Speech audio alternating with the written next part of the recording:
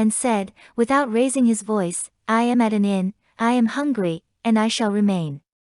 Then the host bent down to his ear, and said in a tone which made him start, "Go away." At that moment the traveler was bending forward and thrusting some brands into the fire with the iron-shod tip of his staff. He turned quickly round, and as he opened his mouth to reply, the host gazed steadily at him and added, still in a low voice, "Stop. There's enough of that sort of talk. Do you want me to tell you your name?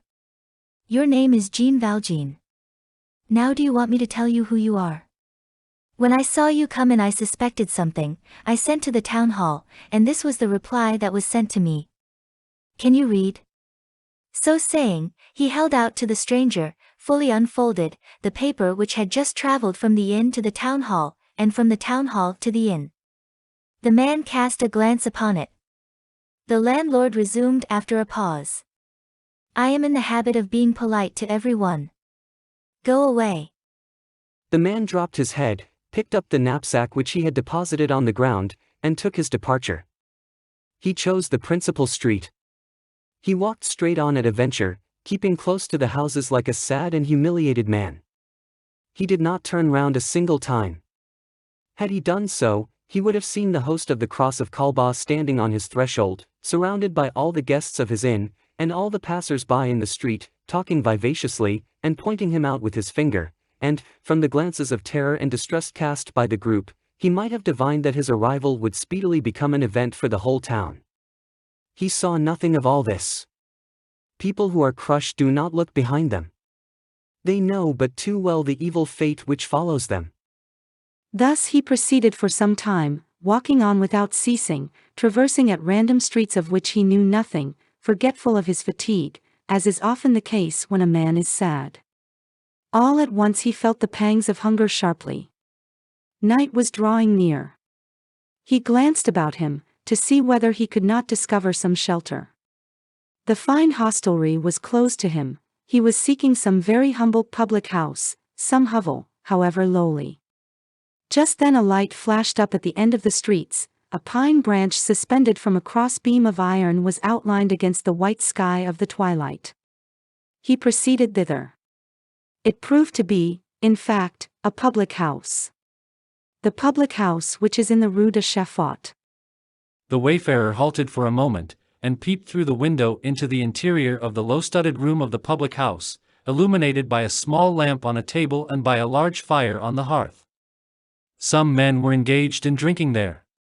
The landlord was warming himself. An iron pot, suspended from a crane, bubbled over the flame. The entrance to this public house, which is also a sort of an inn, is by two doors. One opens on the street, the other upon a small yard filled with manure. The traveler dare not enter by the street door. He slipped into the yard, halted again, then raised the latch timidly and opened the door. "Who goes there?" said the master. "Someone who wants supper and bed." "Good. We furnish supper and bed here." He entered. All the men who were drinking turned round. The lamp illuminated him on one side, the firelight on the other. They examined him for some time while he was taking off his knapsack. The host said to him, "There is the fire. The supper is cooking in the pot. Come and warm yourself, comrade."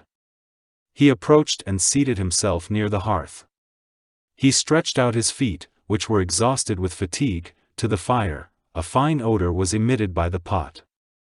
All that could be distinguished of his face, beneath his cap, which was well pulled down, assumed a vague appearance of comfort, mingled with that other poignant aspect which habitual suffering bestows. It was, moreover, a firm, energetic, and melancholy profile. This physiognomy was strangely composed. It began by seeming humble, and ended by seeming severe. The eye shone beneath its lashes like a fire beneath brushwood. One of the men seated at the table, however, was a fishmonger who, before entering the public house of the Rue de Chaffaut, had been to stable his horse at Le Bar's. It chanced that he had that very morning encountered this unprepossessing stranger on the road between Bras d'Assy and, I have forgotten the name. I think it was Escublin. Now, when he met him, the man, who then seemed already extremely weary, had requested him to take him on his crupper, to which the fishmonger had made no reply except by redoubling his gait. This fishmonger had been a member half an hour previously of the group which surrounded Jacqueline Labarre, and had himself related his disagreeable encounter of the morning to the people at the cross of Colbas. From where he sat he made an imperceptible sign to the tavern keeper. The tavern keeper went to him. They exchanged a few words in a low tone. The man had again become absorbed in his reflections. The tavern keeper returned to the fireplace, laid his hand abruptly on the shoulder of the man, and said to him, "You are going to get out of here." The stranger turned round and replied gently, "Ah. You know?" "Yes. I was sent away from the other inn. And you are to be turned out of this one. Where would you have me go?" "Elsewhere." The man took his stick and his knapsack and departed. As he went out, some children who had followed him from the cross of Colbas, and who seemed to be lying in wait for him, threw stones at him. He retraced his steps in anger, and threatened them with his stick. The children dispersed like a flock of birds. He passed before the prison. At the door hung an iron chain attached to a bell. He rang. The wicket opened. "Turnkey," said he, removing his cap politely, "will you have the kindness to admit me, and give me a lodging for the night?" A voice replied. "The prison is not an inn. Get yourself arrested, and you will be admitted." The wicket closed again. He entered a little street in which there were many gardens.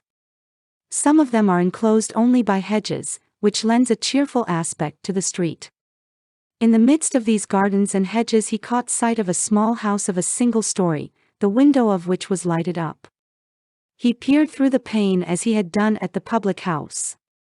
Within was a large whitewashed room, with a bed draped in printed cotton stuff, and a cradle in one corner, a few wooden chairs, and a double-barreled gun hanging on the wall. A table was spread in the center of the room. A copper lamp illuminated the tablecloth of coarse white linen, the pewter jug shining like silver, and filled with wine, and the brown, smoking soup tureen. At this table sat a man of about 40, with a merry and open countenance, who was dandling a little child on his knees. Close by a very young woman was nursing another child. The father was laughing, the child was laughing, the mother was smiling. The stranger paused a moment in reverie before this tender and calming spectacle. What was taking place within him? He alone could have told. It is probable that he thought that this joyous house would be hospitable, and that, in a place where he beheld so much happiness, he would find perhaps a little pity. He tapped on the pane with a very small and feeble knock. They did not hear him. He tapped again. He heard the woman say, "It seems to me, husband, that someone is knocking." "No," replied the husband. He tapped a third time. The husband rose, took the lamp, and went to the door, which he opened. He was a man of lofty stature, half peasant, half artisan. He wore a huge leather apron, which reached to his left shoulder, and which a hammer, a red handkerchief, a powder horn, and all sorts of objects which were upheld by the girdle, as in a pocket, caused to bulge out. He carried his head thrown backwards, his shirt, widely opened and turned back, displayed his bull neck, white and bare. He had thick eyelashes, enormous black whiskers, prominent eyes, the lower part of his face like a snout, and besides all this, that air of being on his own ground, which is indescribable. "Pardon me, sir," said the wayfarer, "could you, in consideration of payment, give me a plate of soup and a corner of that shed yonder in the garden, in which to sleep? Tell me, can you? For money?" "Who are you?" demanded the master of the house. The man replied, "I have just come from Puy-Moisson. I have walked all day long. I have traveled 12 leagues. Can you, if I pay?" "I would not refuse," said the peasant, "to lodge any respectable man who would pay me. But why do you not go to the inn?" "There is no room." "Bah!